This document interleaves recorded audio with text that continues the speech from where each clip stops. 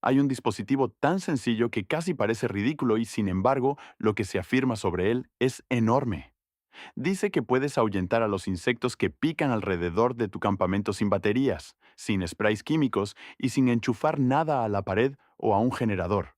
Todo lo que se necesita es tierra húmeda, dos metales diferentes y un solo cable. Ese es el núcleo de lo que se conoció como la batería de tierra. Una configuración tan barata que se puede construir por solo unos pocos dólares, y que sin embargo se describe como lo suficientemente potente como para hacer desaparecer a los mosquitos, hacer que las moscas se retiren y que los jejenes se dispersen como si hubieran chocado contra una barrera invisible. Y ahí es donde comienza el misterio. Porque si algo así de barato, sencillo y natural existiera realmente, ¿por qué desapareció de la memoria pública? ¿Por qué el mundo cambió la tierra húmeda y el metal por botes, vapores y compras recurrentes? La historia comienza mucho antes de la acampada moderna, y una vez que sigues su rastro, empieza a aparecer menos un truco olvidado y más un capítulo enterrado de la historia. La historia pasa entonces de una afirmación audaz a una cadena de momentos históricos que el guión trata como prueba de que esta idea no fue un truco moderno aleatorio.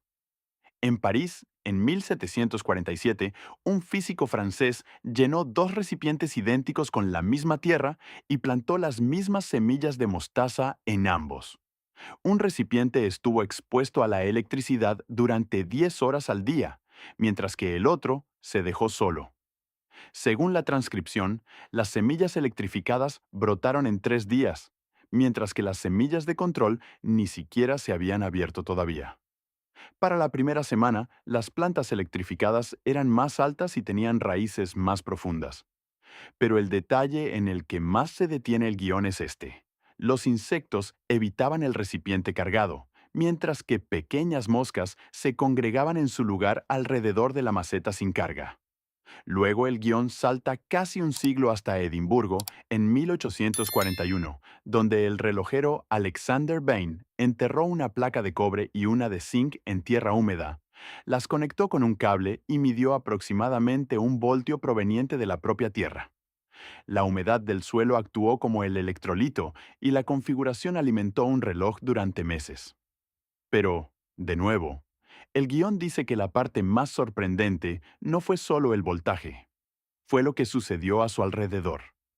Las lombrices de tierra se agrupaban entre las placas, mientras que las moscas picadoras se alejaban.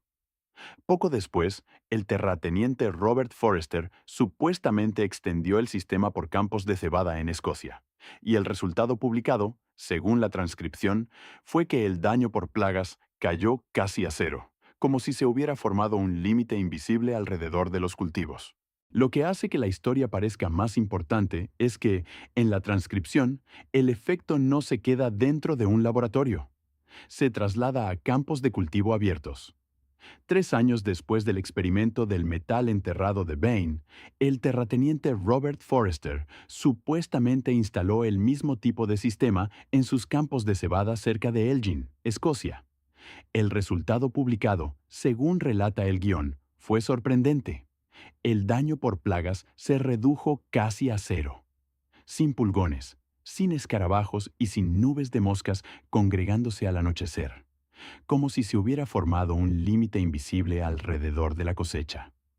El guión incluso dice que Edward Solly, de la Royal Society, calificó el resultado de notable y sin embargo nada cambió realmente. La evidencia fue reconocida sobre el papel y luego dejada de lado silenciosamente. Entonces la afirmación se hace aún mayor. En la década de 1920, el guión dice que un hombre llamado Justin construyó postes altos similares a antenas con espirales de cobre y zinc, y los resultados se describieron en términos casi increíbles. La avena creció más de 7 pies de altura sin ningún tipo de fertilizante, y supuestamente afirmó que la corriente destruyó todos los insectos que atacaban a las plantas, dejando sus campos completamente libres de plagas sin productos químicos. Según el propio guión, la evidencia llegó a una conferencia internacional en 1912 y se presentó como prueba de que el método funcionaba. Así que aquí está la pregunta que empieza a sobrevolar todo. Si esto fue una vez registrado, discutido e incluso elogiado, ¿cómo terminó borrado de la memoria ordinaria? Luego llega el giro que el guión trata como el verdadero punto de ruptura. Dice que este método no desapareció porque alguien demostrara que era falso. Desapareció porque el mundo a su alrededor cambió. Después de la guerra, los pesticidas sintéticos entraron en escena y, una vez que el control químico de insectos se convirtió en un negocio, la batería de tierra fue dejada de lado y reducida a una nota a pie de página olvidada. Según el guión, esto no fue una derrota científica, fue una sustitución comercial. El DDT y los productos químicos organofosforados se vendieron temporada tras temporada, mientras que un método construido con cable, tierra húmeda y metales simples no tenía forma de competir en un mercado basado en compras repetidas. Eso es lo que le da peso a esta parte de la historia. Un bote se puede marcar, enviar, anunciar y volver a comprar el próximo fin de semana. La tierra no. La humedad no. Dos metales enterrados en el suelo no se pueden convertir en un ciclo rentable de dependencia estacional de la misma manera. Así que el argumento del guión no es que la batería de tierra fallara y se quedara atrás. Es que funcionaba de forma demasiado barata, duraba demasiado y encajaba demasiado mal en un sistema que necesitaba que los consumidores siguieran regresando. Y una vez que ocurrió ese cambio, casi 2 siglos de evidencia dispersa fueron tragados por un hábito moderno: echar mano del bote de spray y nunca preguntar qué existía antes. En este punto, el guión intenta pasar de los registros históricos a una comparación más moderna.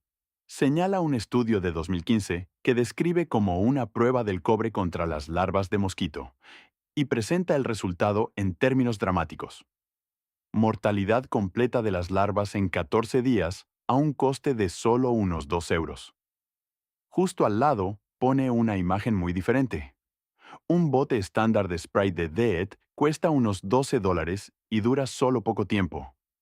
Luego amplía aún más el marco, diciendo que el mercado mundial de repelentes de insectos genera unos $5.570 millones al año. En otras palabras, el guión ya no solo se pregunta si el cobre y la tierra pueden hacer algo útil. Se pregunta por qué se permitiría que un método casi gratuito compitiera con una industria basada en productos que deben comprarse constantemente. La comparación se vuelve aún más aguda cuando el guión pasa a la seguridad. Dice que los reguladores consideran que el DEET es seguro, pero también señala efectos secundarios que están bien documentados con el uso excesivo, incluyendo convulsiones, agitación e irritación de la piel. Luego contrasta eso con el cobre en el agua a menos de 1 parte por millón, que el guión dice que sigue matando las larvas de mosquito, mientras se mantiene muy por debajo del límite de agua potable segura mencionado en la transcripción. Ese es el centro emocional de esta sección. El guión quiere que la audiencia sienta que el método más barato no es solo más antiguo, sino que, en cierto modo, es más limpio, más sencillo y más difícil de monetizar. And eso lleva directamente a la siguiente pregunta: si el método es así de barato, así de reutilizable y así de difícil de convertir en ventas recurrentes, ¿fue esa la verdadera razón por la que nadie siguió enseñándolo? Así que el guión finalmente hace la pregunta hacia la que ha estado avanzando todo el tiempo. ¿Por qué nadie enseña esto? ¿Por qué la batería de tierra no está en cada manual de acampada? Su respuesta es contundente. La industria de los repelentes de insectos genera miles de millones cada año, y todo su negocio depende de las compras repetidas. Compras un bote, dura unas horas, luego compras otro en el próximo viaje, luego otro la temporada siguiente. Pero la batería de tierra no encaja en absoluto en ese modelo. En el marco del guión, ese es el verdadero problema. Dos metales baratos en tierra húmeda pueden funcionar durante meses. La lluvia la recarga. El suelo proporciona el voltaje.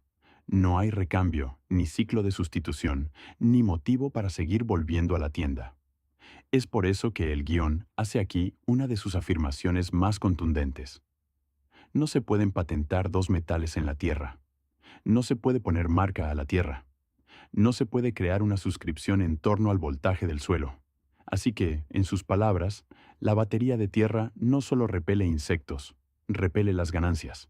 El guión luego lleva ese punto aún más lejos al decir que incluso las alternativas naturales siguen estando diseñadas para agotarse, ya sean velas que se consumen, aceites que se evaporan o pulseras que pierden fuerza en un día. Luego llega a la conclusión que quiere que la audiencia recuerde. Este método no fue enterrado porque fallara, sino porque funcionaba demasiado bien, costaba demasiado poco y duraba demasiado. Así que ahora la pregunta se vuelve práctica. Si el método fue olvidado, ¿cómo se supone exactamente que debes construir uno tú mismo? Ahora el guión deja de argumentar y empieza a dar instrucciones. Dice que solo necesitas 3 artículos, todos disponibles en una ferretería por menos de $5 en total. Cable de cobre desnudo de calibre 14, cable de acero galvanizado recubierto de zinc de calibre 14 y una estaca de madera o bambú de unos 3 pies de largo. Primero, toma 3 pies de cable de cobre y envuélvelo en una espiral suelta alrededor de la estaca desde la parte inferior hacia arriba. Luego haz lo mismo con 3 pies de cable galvanizado. El guión añade aquí un detalle inusual, diciendo que la espiral debe seguir la dirección del campo magnético de la Tierra, en el sentido de las agujas del reloj en el hemisferio norte y en el sentido contrario a las agujas del reloj en el hemisferio sur. Independientemente de si ese detalle es persuasivo o no, el punto clave en la transcripción es que ambos metales deben estar expuestos al suelo cuando se clava la estaca. A continuación, clava la estaca al menos 6 pulgadas en suelo húmedo. El guión subraya que la humedad es lo que hace que la batería funcione, porque el suelo húmedo actúa como el electrolito. Si el suelo está seco, vierte agua alrededor de la base. Luego, haz 3 de estas estacas y colócalas en un triángulo alrededor de tu campamento, una cerca de la tienda, una cerca del área de cocina y otra cerca del fuego. Según la transcripción, cada una cubre unos 225 pies cuadrados, y 3 colocadas en triángulo pueden proteger todo el lugar. Después de eso, el guión da un paso más para el agua estancada. Suelta cable de cobre desnudo directamente en charcos o recipientes cerca del campamento, lo que según dice puede producir una mortalidad total de larvas de mosquito en 14 días, basándose en el estudio que citó anteriormente. Todo el planteamiento es sencillo, sin baterías, sin productos químicos y sin reemplazar el sistema una vez instalado. Ahora, el guión hace una pausa y hace algo importante. Admite que no todas las partes de la afirmación se asientan sobre una base igualmente sólida. Dice que la ciencia es objeto de debate y que la honestidad importa aquí. En el propio marco de la transcripción, el hecho de que el cobre mate las larvas de mosquito en el agua está demostrado en múltiples estudios revisados por pares en diferentes países. El hecho de que el cobre repela a las babosas y los caracoles también se describe como bien documentado. Y la reacción entre el cobre y el zinc que produce voltaje se trata como química básica. Por lo tanto, el guión no presenta todo el tema como una fantasía. Traza una línea entre las partes que trata como firmemente establecidas y las partes que siguen siendo más inciertas. Y esa parte incierta es la mayor afirmación de todas. Si estos sistemas de baterías de tierra tipo antena pueden repeler insectos voladores a distancia. El guión no dice que esa cuestión esté resuelta por la investigación controlada moderna. Dice que la evidencia histórica es extensa, pero antigua, y que la verificación moderna es donde aún reside el debate. Eso hace que esta sección sea esencial para la credibilidad. El punto no es que cada detalle haya sido ya probado más allá de toda discusión. El punto es que los metales claramente hacen algo real, mientras que las afirmaciones de largo alcance más dramáticas todavía se sitúan en esa zona gris entre el testimonio histórico y la confirmación científica moderna. Eso es exactamente lo que dice la transcripción. Y mantener ese equilibrio hace que toda la historia sea más fuerte, no más débil. Y ahí es donde nos deja el guión, no con una promesa de magia, y no con la afirmación de que cada idea antigua fuera perfecta, sino con algo más inquietante. La Tierra sigue aquí. El cobre sigue reaccionando. El zinc sigue creando voltaje en el suelo húmedo. Las larvas de mosquito siguen muriendo en agua rica en cobre. Así que el argumento final del guión es sencillo.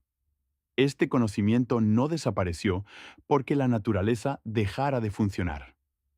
Desapareció porque el mundo moderno dejó de prestar atención a soluciones que eran demasiado baratas, demasiado duraderas y demasiado independientes para encajar en el sistema construido a su alrededor. Lo que queda, entonces, no es solo un viejo truco de acampada. Es la posibilidad de que la gente una vez comprendiera algo práctico, lo repitiera a lo largo de generaciones, lo registrara en experimentos e informes de campo, y luego dejara lentamente que desapareciera bajo nuevos hábitos e industrias más ruidosas. El guión termina diciendo que la batería de tierra no está realmente perdida, solo está esperando en el suelo, exactamente donde siempre estuvo.